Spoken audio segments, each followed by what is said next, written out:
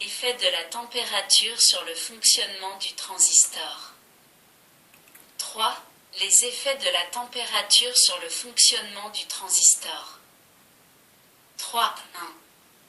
Effet de la température sur les caractéristiques du transistor. Ainsi que vous l'avez vu, si on polarise seulement la jonction collecteur-base, un courant résiduel ICB0 circule dans le circuit du collecteur. Cette jonction étant polarisée en sens inverse, le courant ICB0 est dû aux porteurs minoritaires constitués par les couples électrons-trous. Le nombre de ces couples augmente lorsque la température croît. Par conséquent, le courant ICB0 augmente aussi. Cette augmentation du courant ICB0 peut influencer le fonctionnement normal du transistor. Pour déterminer cette influence, il faut tout d'abord connaître la relation entre ICB0 et la température ambiante. Pour cela, il faut réaliser le montage de la figure 19. Le courant ICB0 est mesuré avec un microampère-mètre.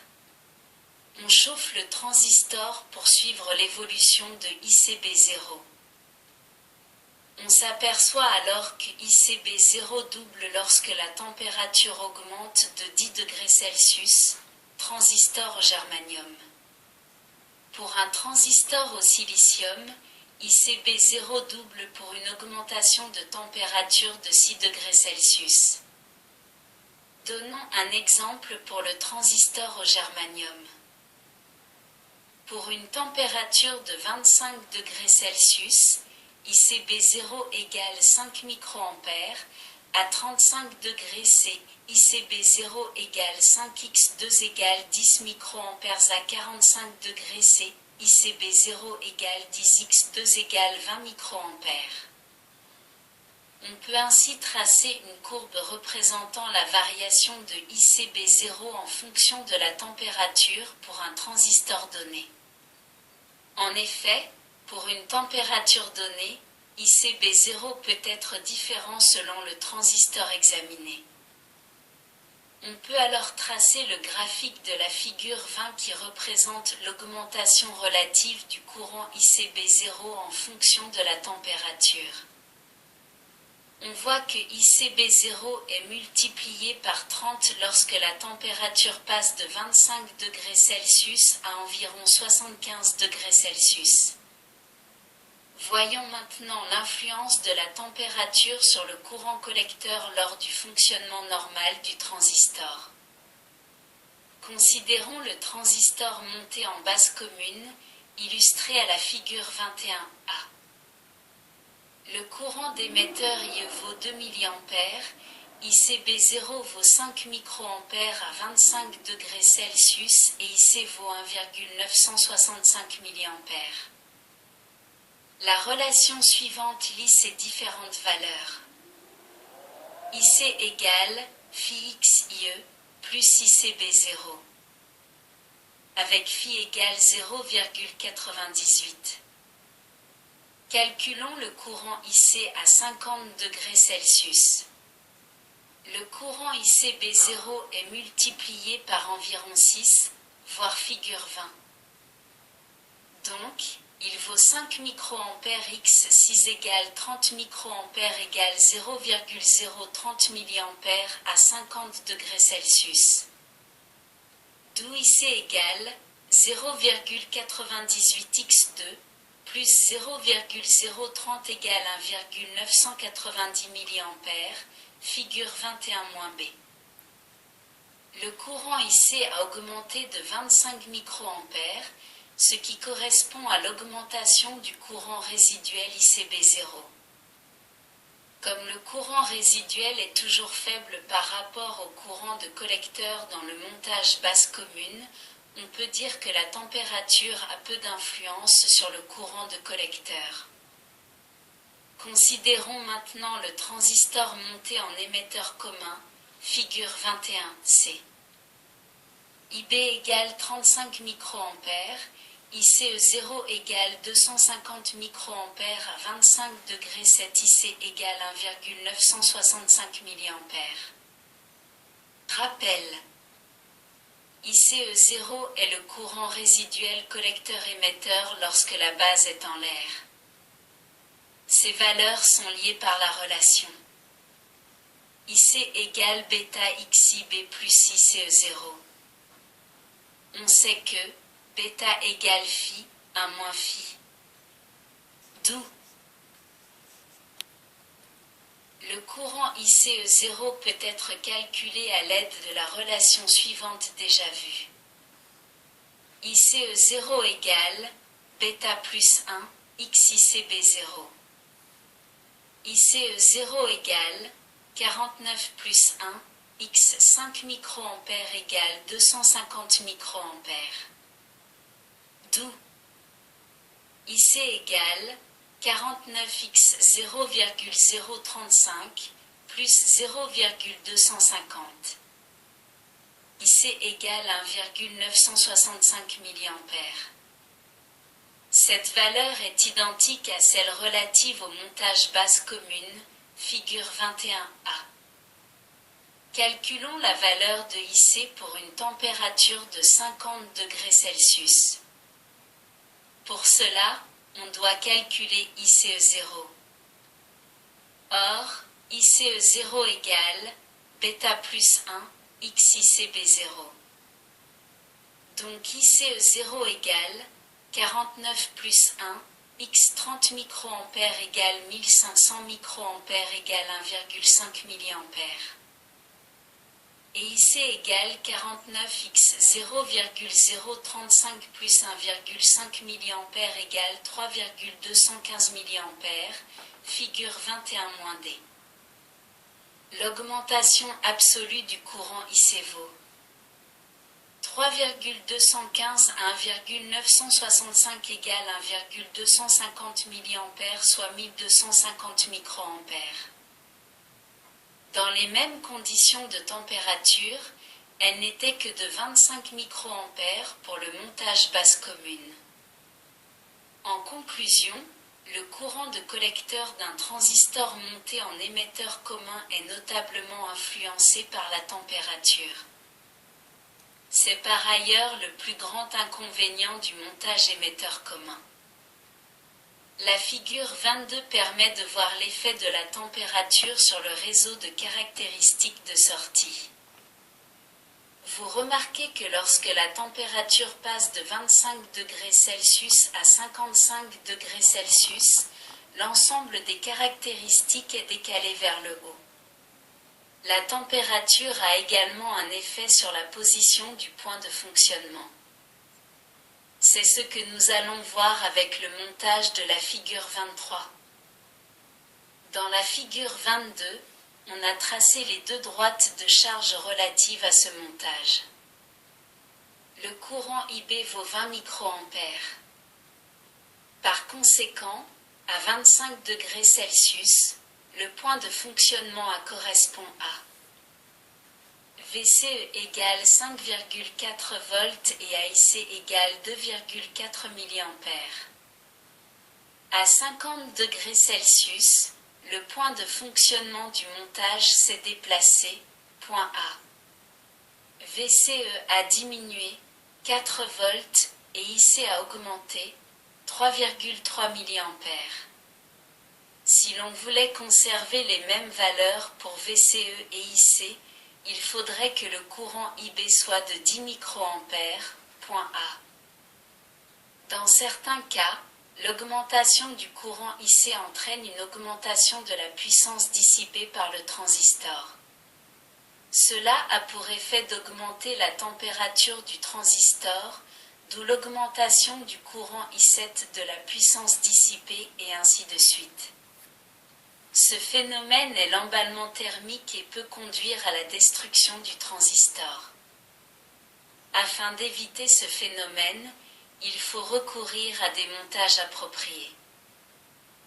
Notez que ces problèmes liés à la température sont surtout sensibles avec les transistors au germanium. Dans le cas des transistors au silicium, les courants résiduels sont nettement inférieurs et par conséquent, l'effet de la température est plus réduit. 3.2. Stabilisation thermique et coefficient de stabilité. Il est nécessaire de limiter les effets de la température. Pour cela, il y a deux solutions, soit empêcher l'augmentation de la température, soit utiliser un montage qui neutralise les effets de la température. En général, on cherche à réduire le courant de base, montage émetteur commun, lorsque la température augmente.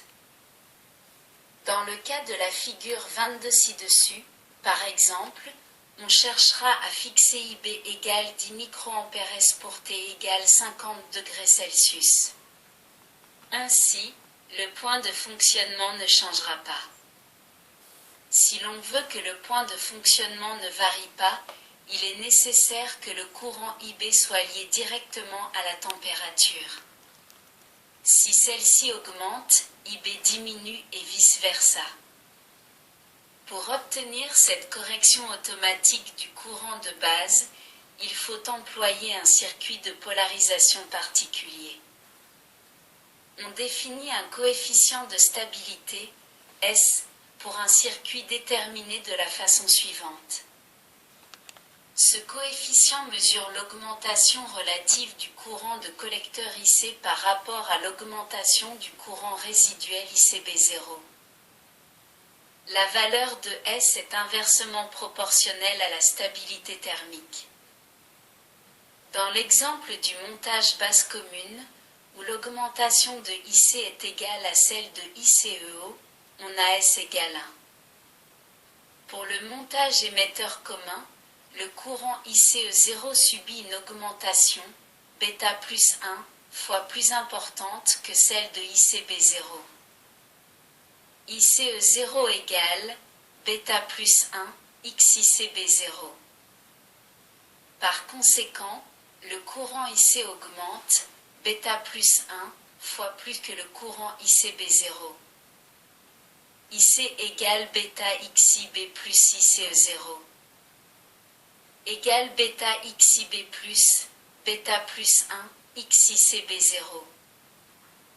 Donc, S égale β plus 1. Dans l'exemple choisi, S égale 49 plus 1 égale 50. La stabilisation thermique est basée sur le phénomène de contre-réaction. Cette stabilisation ayant pour but de maintenir un courant IC constant, lorsque l'on remplace le transistor, le courant IC reste identique à ce qu'il était avant. L'avantage d'un circuit de stabilisation est donc double.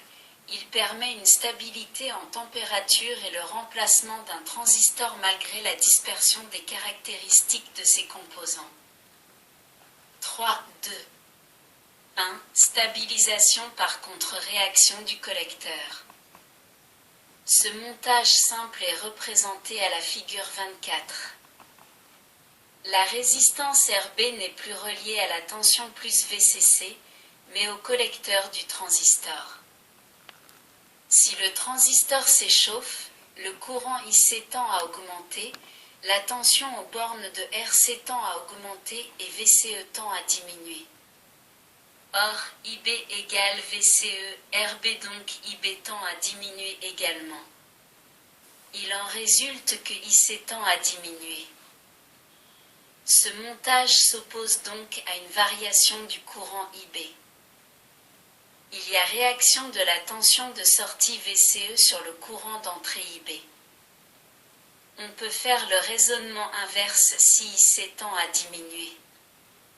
On s'aperçoit dans ce cas que IB tend à augmenter, donc que le courant IC tend à se maintenir constant. Ce montage est intéressant si RC est assez élevé, ou VCE inférieur à VCC/2. En effet, une petite variation de IC doit entraîner une variation suffisante de VCE. Ce montage ne sera donc pas approprié lorsqu'un transformateur, enroulement primaire, sera monté en série avec le collecteur. La résistance de l'enroulement primaire est trop faible. 3.2. 2. Stabilisation par contre-réaction de l'émetteur. Le circuit de la figure 25 permet aussi d'avoir un courant IC constant. Le principe est le suivant. Lorsqu'I tend à augmenter, IE tend également à augmenter et par conséquent, V et VB aussi. Donc, la tension aux bornes de RB tend à diminuer ainsi que IB. Dès lors, IC tend à diminuer. Il y a donc une réaction de la tension d'émetteur VE sur le courant d'entrée IB. La résistance Ré doit être assez élevée afin que les variations de IC induisent des variations suffisantes de VE. Ce montage présente néanmoins plusieurs inconvénients. Tout d'abord, VE possède une valeur proche de VCC / 2 carré possède une valeur élevée. Par conséquent, la tension VCC sera beaucoup plus élevée que dans le cas d'un montage émetteur commun. Ensuite, la résistance Ré dissipe une partie importante de la puissance consommée par le montage, donc le rendement du circuit est assez faible.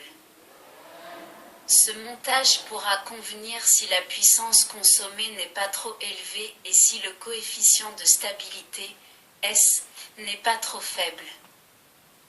Sinon, il est préférable d'utiliser le montage de la figure 25B. La base est polarisée par un pont diviseur de tension constitué par R2 et R3. Le courant IB sera beaucoup plus sensible aux variations de VE ou du courant IC. Ce montage permet de limiter VE de 10 à 20% de la tension VCC. La puissance dissipée par Ré sera donc nettement inférieure à celle du montage précédent, figure 25A. Le courant IP sera 5 à 10 fois supérieur au courant IB, car la tension VB doit être pratiquement constante. 3.2. 3. Stabilisation par thermistance. Le montage est représenté à la figure 26 ci-dessous. La thermistance RT est une résistance dont la valeur est fonction de la température. Elle est constituée par des éléments semi-conducteurs. Ces thermistances sont de deux types. Dans un premier cas, la valeur de la thermistance augmente avec la température, on l'appelle une thermistance CTP ou thermistance à coefficient de température positif. Inversement, la valeur de la thermistance peut diminuer lorsque la température augmente. Il s'agit d'une thermistance CTN à coefficient de température négatif. Ce deuxième type est plus utilisé. C'est celui utilisé dans le montage proposé. Le fonctionnement de ce montage est le suivant. La tension aux bornes de RB est pratiquement constante car elle est égale à VCC, VBE. Par conséquent, le courant du pont de base IP est constant. Or IP égale IB plus IT, donc lorsque la température augmente, RT diminue, IT augmente et par conséquent IB diminue. Ceci a pour effet de diminuer le courant IC, donc de s'opposer à l'élévation de ce courant sous l'effet de la température. Ce circuit est particulièrement indiqué lorsqu'on ne peut insérer une résistance de valeur suffisante dans l'émetteur. Il est donc généralement utilisé pour les tâches finales de puissance d'un amplificateur. La thermistance doit être située à proximité du transistor afin de capter les variations de température. 3.2. 4. Stabilisation par diode. Il suffit de remplacer la thermistance CTN du montage précédent par une diode, figure 27. Le principe de fonctionnement est identique à celui du montage avec thermistance. Dans le cas présent, IP égale ID plus IB. Lorsque la température s'élève, le courant inverse ID augmente. La diode D doit être située à proximité du transistor. Nous avons terminé l'examen des différents circuits de stabilisation thermique. Pour limiter les effets de la température, il est nécessaire d'évacuer la chaleur produite par un transistor. Cela est d'autant plus nécessaire que la puissance dissipée est élevée, qu'à des transistors de puissance. Ces transistors sont donc fixés sur des radiateurs. Les radiateurs sont des pièces métalliques dans lesquelles la chaleur produite par les transistors se transmet grâce au phénomène de conduction. Ainsi, l'élévation de température de la jonction est limitée. En fonctionnement normal, la température de la jonction s'élève jusqu'à une certaine valeur d'équilibre. Quand le transistor atteint cet équilibre, la quantité de chaleur produite par la jonction est égale à la chaleur dissipée dans l'environnement, boîtier du transistor, radiateur et air ambiant. Dans la prochaine leçon des semi-conducteurs numéro 6, nous aborderons la résistance d'entrée et de sortie des transistors en courant continu et alternatif ainsi que les paramètres hybrides, et bien d'autres encore. Merci de votre écoute. À bientôt.